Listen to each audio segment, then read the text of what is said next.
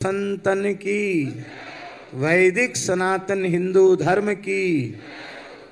हर हर महादेव। हरिशरणम। आज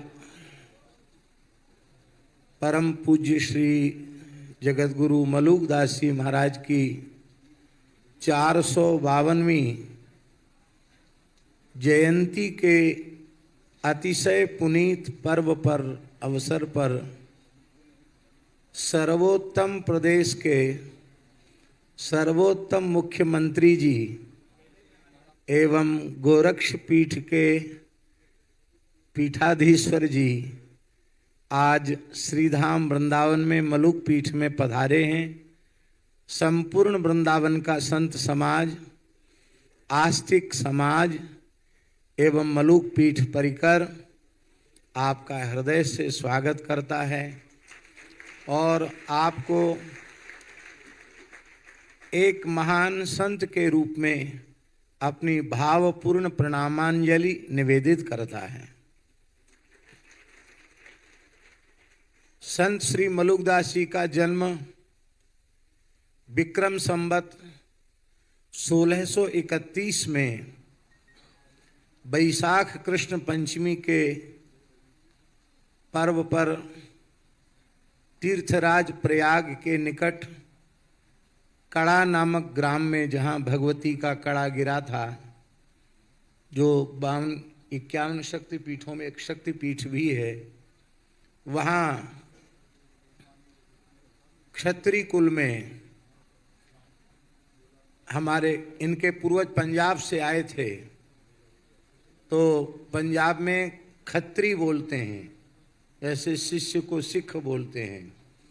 तो क्षत्रिय कुल में आपका जन्म हुआ था और 30 वर्ष अकबर का राज्यकाल आपने देखा।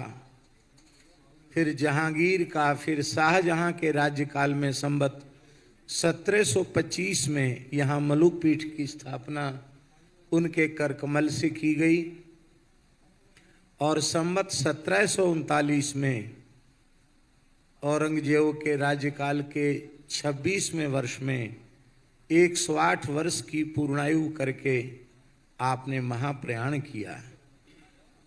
बहुत दिव्यताओं से भरा हुआ आपका जीवन, बहुत बृहद आपकी वाणी।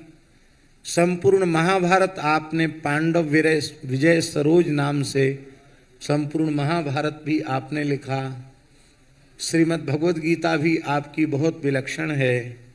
भक्ति काल में जहाँ भक्ति पूर्ण संत साहित्य के सृजन के साथ उन्होंने जो जन सेवा के कार्य किए, सामाजिक समरसता के जो कार्य किए, जीव मात्र के प्रति कृपा, क्षमा, दया, करुणा के भाव को जो प्रकट किया और उस भीषण काल में वैदिक हिंदू सनातन संस्कृति की जो रक्षा की, वो निश्चित ही अत्यंत महत्वपूर्ण है। आज बहुत कष्ट पूर्वक पूज्य श्री महाराज जी यहाँ तक पधारे हैं। मौसम बिल्कुल विपरीत था। लगभग 1 घंटे तक आगरा में प्रतीक्षा करनी पड़ी और इधर हम लोग भी प्रतिपल प्रतीक्षा कर रहे थे। सवेरे से ही पलक पावड़े बिछाए हुए थे। मलुकदास जी की परिक्रमा कर रहे थे कि आप निर्विघ्न रूप से सकुशल यहाँ पधारें। आपके 452वीं जयंती के अवसर पर आपके पदार्पण से यह उत्सव अपनी परिपूर्णता की ओर जा रहा है। हमारा भाव यही था कि जो मलुकदास जी की आविर्भाव तिथि है और तिरोभाव तिथि भी यही है। वैशाख कृष्ण पंचमी को ही आविर्भाव और वैशाख कृष्ण पंचमी को ही आपने समाधि ग्रहण की। आविर्भाव तिरोभाव दोनों एक समय में है और यह उत्तर प्रदेश की धरती पर प्रकट हुए संत हैं। वस्तुतः उत्तर प्रदेश का अपना सौभाग्य तो है ही है, लेकिन आपके विराजमान होने से उत्तर प्रदेश उत्तम प्रदेश नहीं, हम तो कहेंगे सर्वोत्तम प्रदेश हो गया। और सर्वोत्तम मुख्यमंत्री के रूप में आप सुप्रतिष्ठित हुए। भगवान गोरक्षनाथ आपको सामर्थ्य प्रदान करें तो आपके जैसे, आपकी प्रतिकृति के रूप में भारत के सभी प्रांतों में ऐसे ही ओजस्वी, वर्चस्वी, राष्ट्रभक्त, गोभक्त, वैदिक सनातन संस्कृति के संवाहक और संरक्षक मुख्यमंत्री हों। ये भारत माता के लिए बहुत गौरव की बात है। श्री चौधरी लक्ष्मी नारायण जी भी आए हैं। ये तो हमारे अपने ब्रजवासी ही हैं और हमसे बड़ा भारी उनका अंतरंग स्नेह है। हमारे राज्यसभा सांसद घनश्याम जी तिवारी, जो अपने रेवासा धाम के संरक्षक भी हैं, और रेवासा धाम वैष्णव परंपरा की बहुत प्रसिद्ध पीठ है। श्री मलुकदास जी उन्हीं की शिष्य परंपरा में आते हैं। वहाँ से 14 द्वारे निकले हैं। 2 रामस्नेही संप्रदाय की परंपराएं निकली हैं। गुरु नानक देव जी वहाँ 1.25 महीने विराजे और 10म गुरु श्री गुरु गोविंद सिंह जी भी वहाँ पधारे। श्री चंद्र भगवान जो उदासीन मत के प्रथम आचार्य हुए, वे भी वहाँ 1200 साधुओं को लेकर के विराजे। श्री अग्रदेवाचार्य जी की वहाँ भी अखंड धुनी है।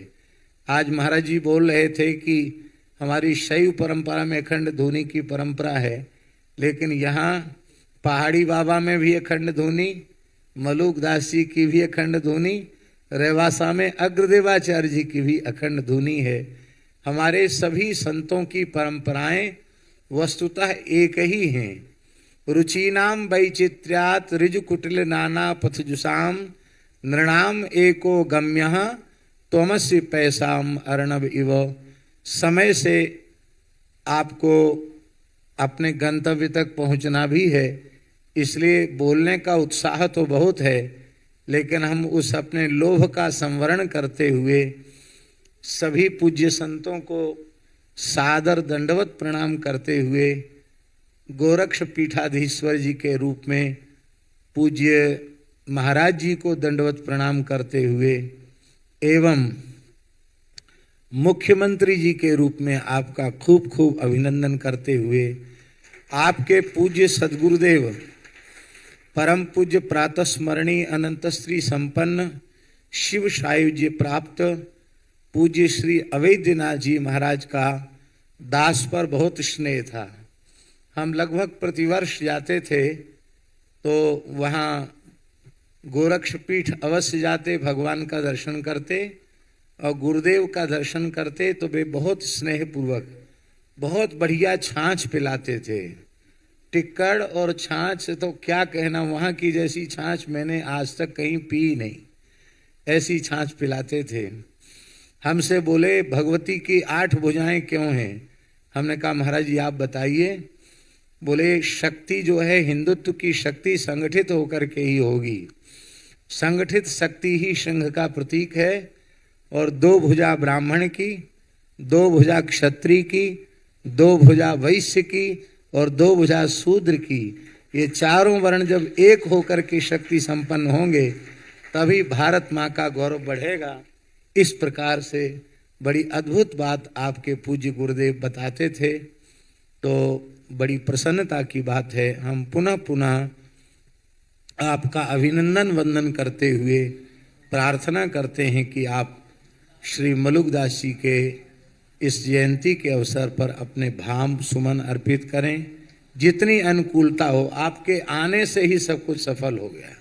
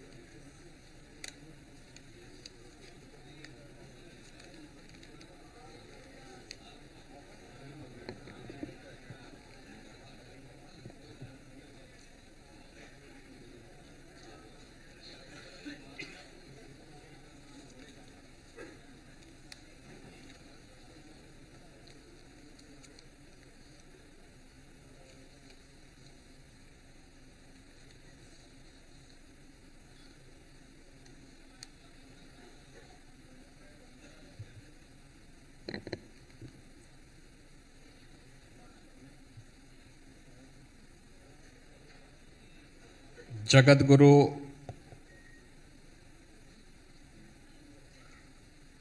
श्रीमद मूलकदास जी महाराज की 452वीं पावन जयंती के सप्त दिवसीय समारोह के आज के समारोह कार्यक्रम में इस संपूर्ण कार्यक्रम के जो आयोजक हैं, संयोजक हैं, जिनकी कृपा से इस संपूर्ण कार्यक्रम यहाँ पर आप अपनी पूर्णाहुति की ओर अग्रसर है, ऐसे श्रीमद जगत गुरु द्वाराचार्य श्री अग्र पीठाधीश्वर एवं मूलक पीठाधीश्वर पूज्य संत स्वामी राजेंद्र दास देवाचार्य जी महाराज,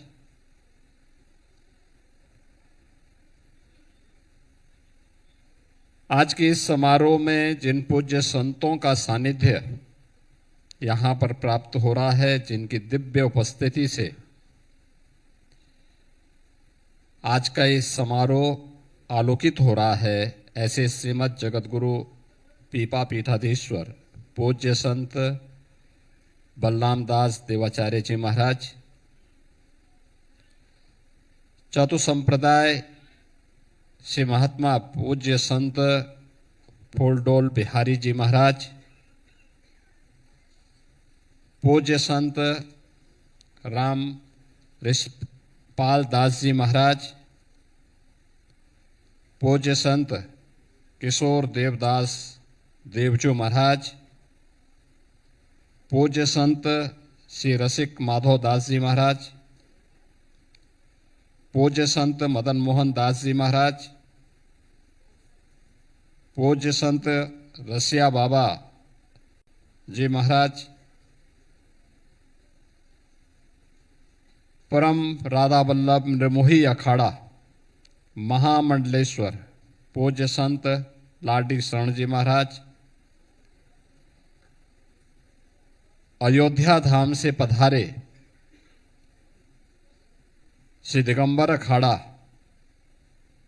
के पूज्य महंत सुरेश दास जी महाराज के कृपा पात्र श्री महंत राम लखन दास जी महाराज, उत्तर प्रदेश सरकार में मंत्रिमंडल के मेरे वरिष्ठ सहयोगी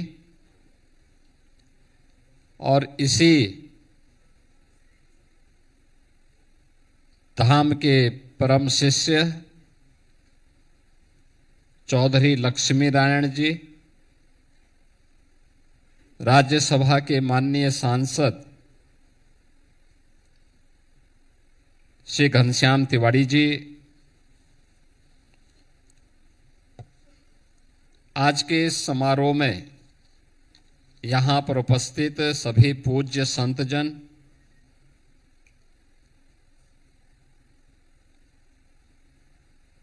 श्रीमद जगत गुरु मूलकदास जी महाराज की दिव्य कृपा का आशीर्वाद प्राप्त कर रहे सभी श्रद्धालुजन,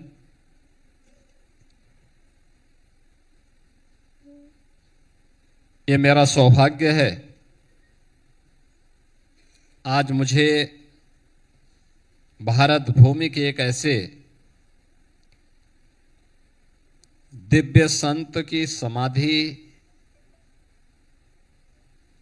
और उनकी स्मृतियों को जीवंत बनाए रखने के लिए उनके पावन प्रकटोत्सव और उनके तिरोधान दिवस वैशाख कृष्ण पंचमी के इस अवसर पर उनकी पावन समाधि का दर्शन करने का सौभाग्य प्राप्त हुआ है और आज उनके इस 7 दिवसीय कार्यक्रम के पूर्णाहुति समारोह में मुझे भाग लेने का अवसर प्राप्त हो रहा है।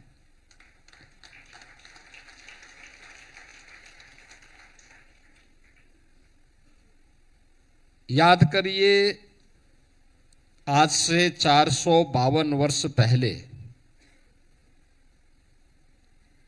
भारत का मध्यकाल विदेशी आक्रांताओं की बर्बरता, सनातन धर्म के ऊपर छा रहे अंधकार में एक दिव्य ज्योतिपुंज के रूप में भक्ति की अपनी अलग धारा को लेकर के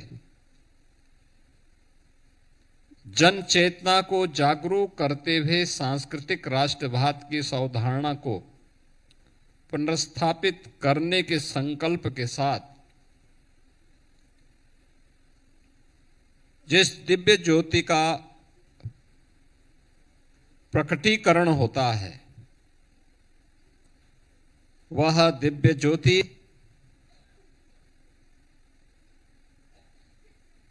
प्रयागराज की ही धरती में श्री कड़ा धाम में प्रकट होती है। वैसे भी प्रयागराज हमारे लिए एक पावन तीर्थ स्थल है। दुनिया का सबसे बड़ा आध्यात्मिक और सांस्कृतिक जन सैलाब का आगमन किसी धरती पे दुनिया के अंदर आज भी होता है तो वह प्रयागराज की धरती में महाकुंभ और कुंभ के आयोजन के अवसर पर हम सब देखते हैं।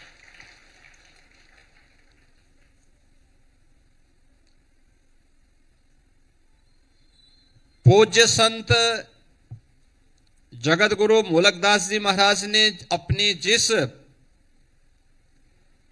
परंपरा को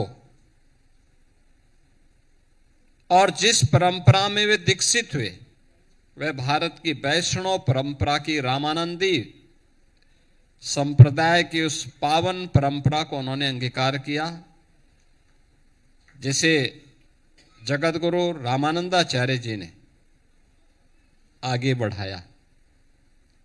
और प्रयागराज की धरती का यह सौभाग्य है कि प्रयागराज में जगत गुरु रामानंदाचार्य जी की भी पावन जन्मभूमि है।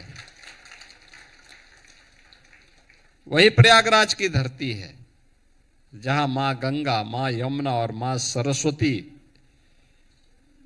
तीनों की त्रिवेणी का दर्शन करने के लिए और उस पावन त्रिवेणी में आस्था की डुबकी लगाने के लिए हर सनातन धर्मावलंबी प्रतीक्षा करता है। माघ मेले की, कुंभ की, महाकुंभ का सौभाग्य तो बिरले को ही प्राप्त होता है। और उस प्रयागराज की धरती में जन्म लेना और फिर वहां से उन्होंने देश के विभिन्न तीर्थों में, ब्रज में, अयोध्या धाम में, चित्रकूट में, प्रयागराज में, काशी में, जगन्नाथपुरी, यानी इन सभी क्षेत्रों में जाकर के उस आध्यात्मिक और सांस्कृतिक चेतना को जागरूक करने के एक बड़े कार्यक्रम को अपने हाथों में लिया। अभी यहां पे हमारे पूज्य संत जिन बातों को कह रहे थे,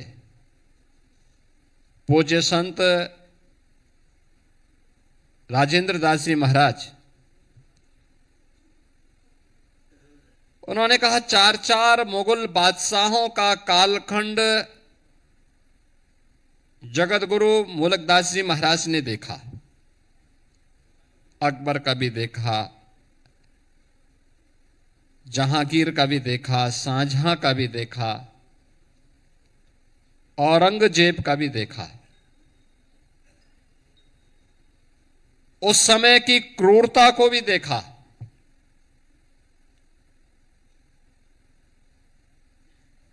भारत के संतों की ये दिव्य परंपरा है,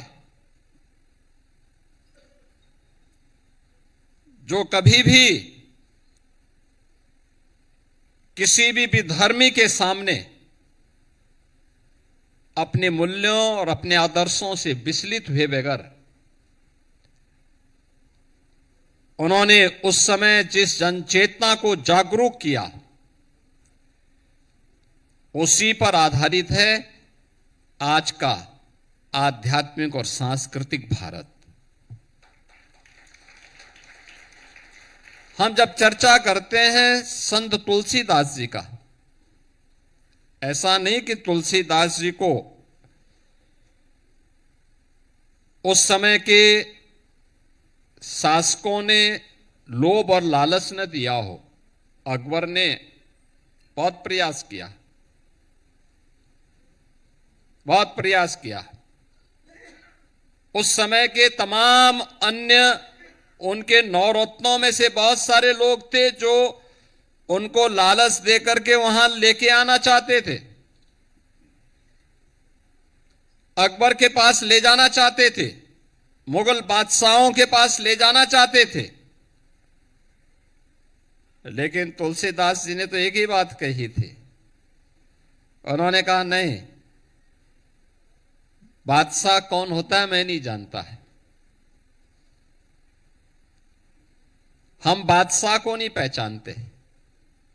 उन्होंने कहा भारत का राजा, उन्होंने कहा भारत का राजा तो एक ही है।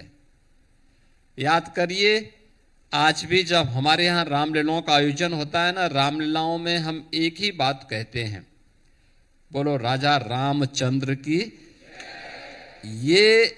ये किसी और ने नहीं, मुगल कालखंड में नारा दिया था संत तुलसीदास जी महाराज ने। यानी भारत का राजा कोई विधर्मी नहीं हो सकता, भारत का एक ही राजा है और वह सनातन राजा है और वह राम है, राम के अलावा और कोई नहीं। बेझिझक उनको कोई जागीर नहीं चाहिए। जो ये कहते हैं तुलसीदास जी एक गरीब ब्राह्मण थे, नहीं, इससे बड़ा धनी कौन जो कुछ एक उस समय सबसे बड़े बादशाह के प्रस्ताव को ठुकरा करके कहता हो कि नहीं, मैं बादशाह को नहीं जानता, मैं तो एक ही राजा को जानता हूं और वह भारत का राजा है, सनातन राजा है और वह राम है। और रामलीलाओं के आयोजन के माध्यम से उन्होंने भारत के अंदर जिस जनचेतना को जागरूक किया था, वह हर भारतीय के लिए एक नई प्रेरणा बनी। आज भी आप देखते होंगे, हम देखते हैं कोई पिक्चर बनती है, 2 दिन 4 दिन 10 दिन 15 दिन चली, उसके बाद लोग भूल जाते हैं। भारत की यह दिव्य चेतना है और आध्यात्मिक प्रभाव है और सांस्कृतिक प्रभाव। कथा के माध्यम से हम देखते हैं, इन पूज्य संतों की जब कथा होती है, हजारों और लाखों की संख्या में श्रद्धालु उपस्थित होता है। हर व्यक्ति को मालूम है इस प्रसंग के बाद क्या होने वाला है, लेकिन तब भी चूंकि वह कथा भारत की कथा होती है, चाहे वह श्री राम कथा हो, श्रीमद् भागवत महापुराण की कथा हो, शिव महापुराण की कथा हो, हर भारतीय जानता है, हर सनातन धर्मावलंबी जानता है कि इस प्रसंग के बाद कौन सा प्रसंग आने वाला है। लेकिन वह इस सब के बावजूद कथा में और उसके प्रसंगों के साथ समसामयिक प्रसंगों के साथ जोड़ करके जब कोई कथा व्यास उस कथा को और भी मजबूती के साथ प्रस्तुत करता है, लाखों लाख की संख्या में श्रद्धालु घंटों घंटों बैठ करके उसका श्रवण करता है, उसको अंगीकार करता है और उससे अपने जीवन पथ को आलोकित करते हुए आगे बढ़ने का मार्ग भी प्रशस्त करता है। हम लोग देखते हैं अक्टूबर के बाद से लेकर के दिसंबर तक उत्तर भारत के हर गांव में देर सायंकाल से लेकर के देर रात्रि तक रामलीलाओं के आयोजन होते हैं। रामलीलाओं के आयोजन के लिए सरकार सहयोग नहीं करती, गांव के लोग ही चंदा इकट्ठा करते हैं, पात्र भी गांव के लोग ही बन जाते हैं, पूरा गांव एकजुट होता है, रामलीला का मंचन करता है और रामलीला के मंचन के माध्यम से, संवाद के माध्यम से राम के साथ अपना तारतम्य स्थापित करता है। उसमें न जाति भेद है, न मत का भेद है, न संप्रदाय का भेद है, कोई भेद वहां नहीं होता है। सब उस एक मंच के माध्यम से पूरा गांव एकजुट होकर के, पूरा गांव उस दृश्य को देखने के लिए, क्या बुजुर्ग हो, क्या महिलाएं हो, क्या पुरुष हो, क्या बच्चे हो, सारे लोग एकजुट होकर के उसको ध्यान से सुन करके उन संवादों से एक नई प्रेरणा प्राप्त करते हैं। इस शुरुआत उसी मध्यकाल में संत तुलसीदास जी ने की थी। याद करिए संत रामानंद जी महाराज की परंपरा को, अलग अलग जाति से जुड़े हुए महापुरुषों को उन्होंने शिष्य बनाया। याद करिए संत रैदास भी तो उन्हीं के शिष्य हैं, संत कबीर भी उनके शिष्य हैं,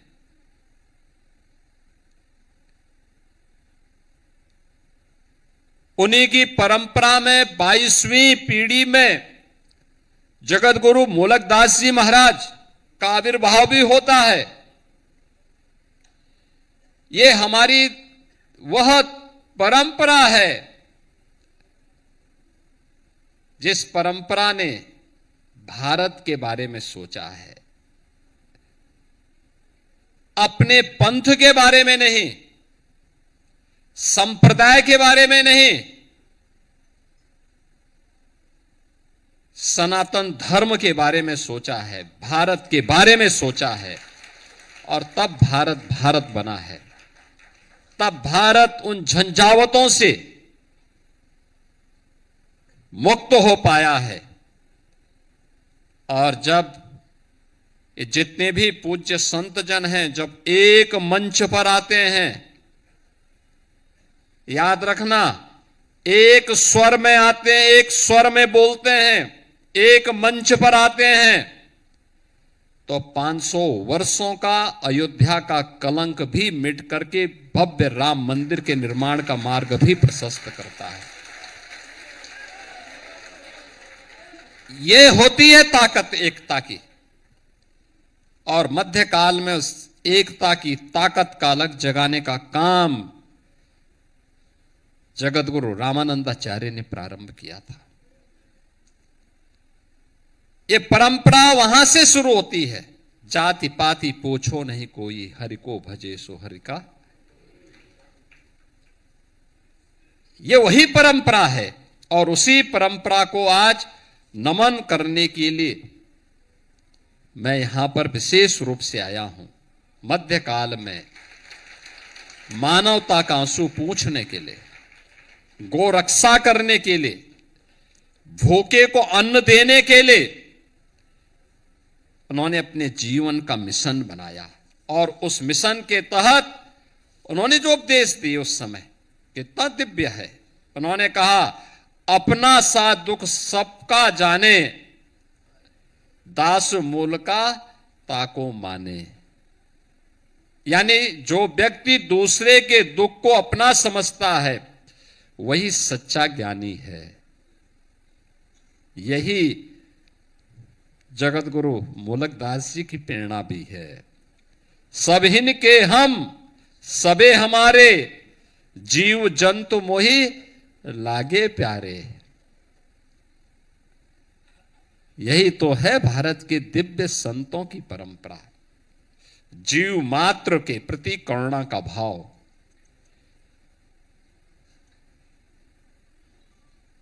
यही है भारत के संतों की परंपरा।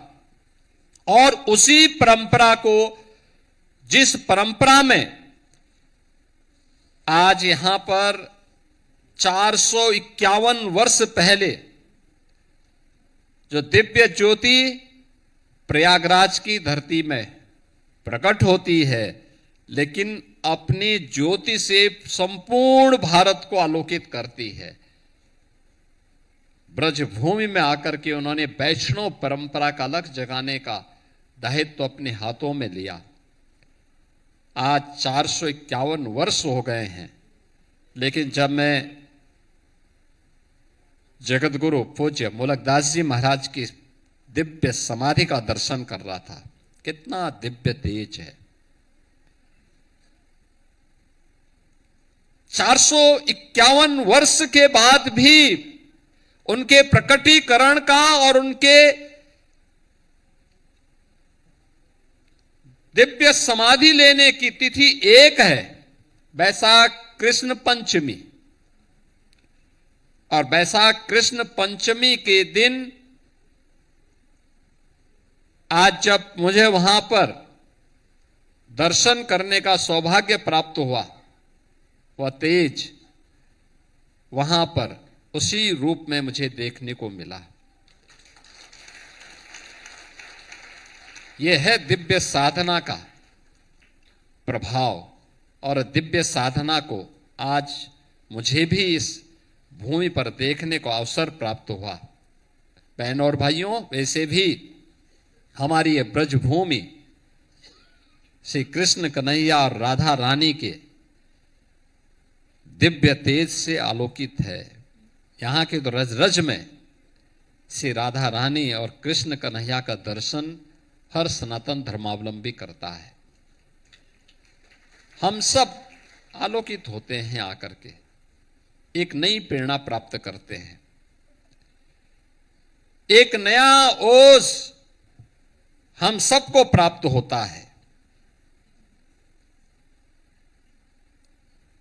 यहां के दिव्य तीर्थ मथुरा है, वृंदावन है, बरसाना है, गोवर्धन है, गोकुल है, नंदगांव है, ये सभी हम सब के लिए एक नई प्रेरणा है, बलदेव है। और इसीलिए ब्रज तीर्थ विकास परिषद का गठन करके इन सभी क्षेत्रों में यहां की परंपरा को संरक्षित करते हुए कुछ हो सके अपनी विरासत का संरक्षण करते हुए पूज्य संतों के मार्गदर्शन में उसके उन्नयन के लिए कुछ हो सके, तो ये डबल इंजन की सरकार कुछ अपने स्तर पर प्रयास कर रही है। क्योंकि हमारा मानना है विकास तभी सार्थक है जब विरासत रहेगी। और इसीलिए दोनों काम एक साथ चल रहे हैं, दोनों कार्य एक साथ चल रहे हैं। हम लोग उन चीजों को ढूंढने का प्रयास कर रहे हैं, एक एक उन कार्यों को जो कभी नहीं हुआ। काशी में आपने देखा होगा आदरणीय प्रधानमंत्री जी के मार्गदर्शन और नेतृत्व में काशी विश्वनाथ धाम भव्य और दिव्य बन गया है। पहले काशी में, काशी विश्वनाथ धाम में दर्शन करने के लिए कोई सनातन धर्मावलंबी आता था, यानी 1916 में राष्ट्रपिता महात्मा गांधी जब काशी हिंदू विश्वविद्यालय के उद्घाटन कार्यक्रम में भाग लेने के लिए आए थे, वे भारतीय राजनीति में उस समय नए नए प्रवेश किए थे। मोहनचंद करमचंद गांधी जी के मन में जब ये भाव आया कि मैं भी काशी की महिमा को सुना हूं, दर्शन करने जाऊं, लेकिन जब वे गए, संकरी गली को उन्होंने देखा, गंदगी को देखा, भिन भिनाती हुई मक्खियों को देखा, तो उनके मन में खिन्नता हुई। 1916 में उन्होंने कहा था कि अगर किसी लोक का कोई जीव कभी धोखे से यहां गिर जाए तो उसको लगेगा कि मैं नरक में आ गया हूं। ये गांधी जी ने 1916 में कही थी।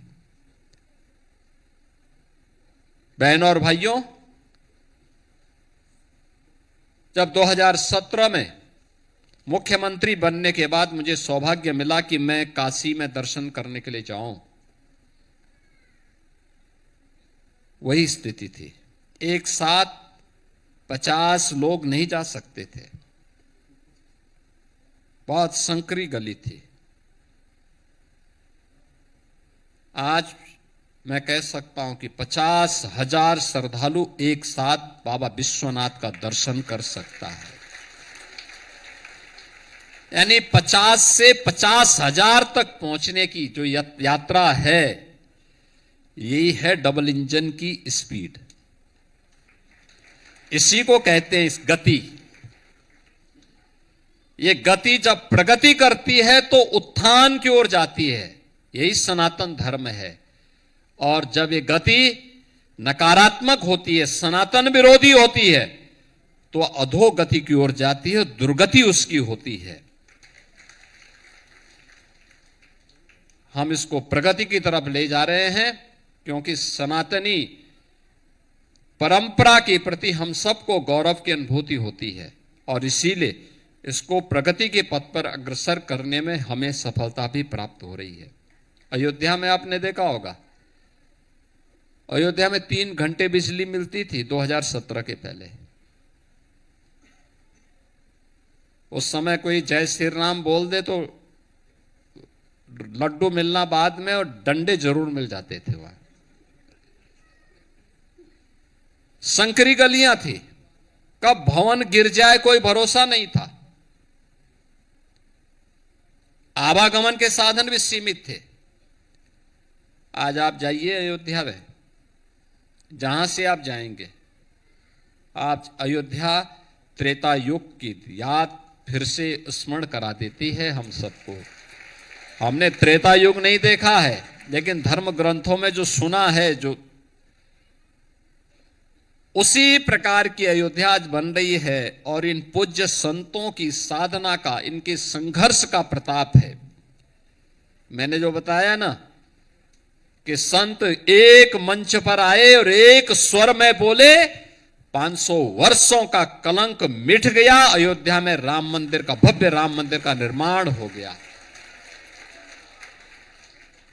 अगर संतों की एकता में इतनी ताकत है, तो पूरा सनातनी अगर एकजुट होकर के अपनी ताकत का एहसास कराना प्रारंभ कर दे, तो कोई भी विधर्मी और विधर्मी की आड़ में उनके जूठन को खा करके हिंदू विरोधी षड्यंत्र रचने वाले भारत का बाल बांका नहीं कर पाएंगे।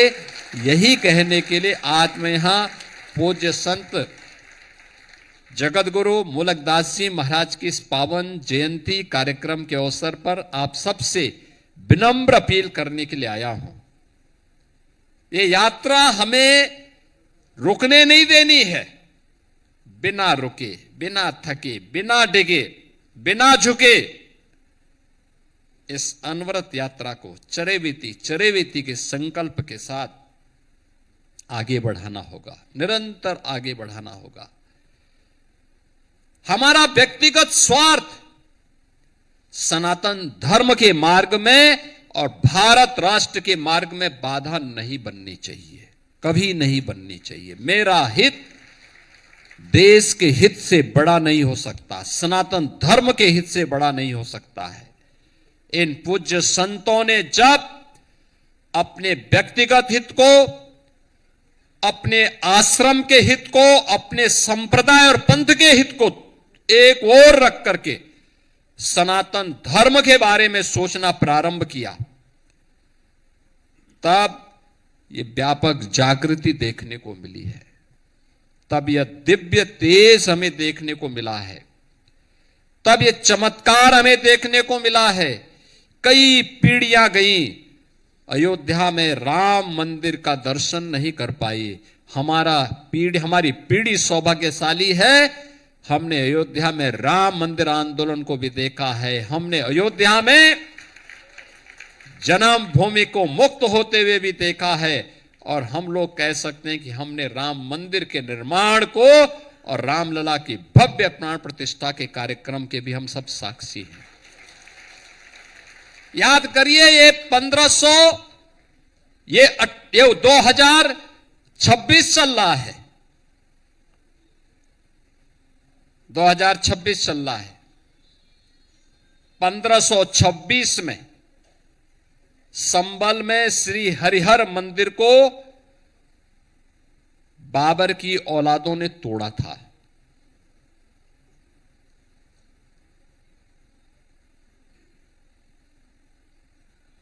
संबल, सब कुछ वहां मिट गया था। 67 तीर्थ थे, 19 कूप थे। 1976 और 1978 में दंगे हुए, सैकड़ों हिंदू मार दिए गए।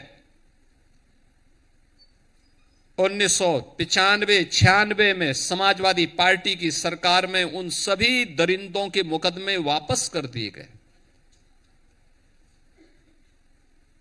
मुझे उस परिवार का एक सदस्य मिला, उसने कहा, साहब हमारी प्रॉपर्टी को पूरी तरह लूट लिया गया, हम भाग करके दिल्ली में जान बचा रहे हैं। मैंने कहा कोई कागज है लेके आ जाओ, आपकी प्रॉपर्टी में फिर से आपको कब्जा कराएंगे, चिंता मत करो। आज मुझे इस बात पर गर्व की अनुभूति होती है कि हमने वहां के 84 कोस के लिए अभी पैसा भी दे दिया है, वहां की परिक्रमा करने के लिए पूरा सड़क बन रहा है। मैंने कहा 2 लेन की सड़क बनाओ, जगह जगह सराय बनाओ, जगह जगह धर्मशाला बनाओ, यात्रा प्रारंभ कराओ। सभी 67 तीर्थ हमने पुनर्जीवित कर लिए हैं। 19 कूपों पर जो कब्जे थे सब वहां से मुक्त करवा लिए हैं, वापस ले लिए हैं, और उनको हम फिर से कर रहे हैं। याद करिए, 1528 में श्री राम जन्मभूमि मंदिर को बाबर की ही सिपहसालार मीर बाकी ने तोड़ा था, ठीक 500 वर्ष पहले।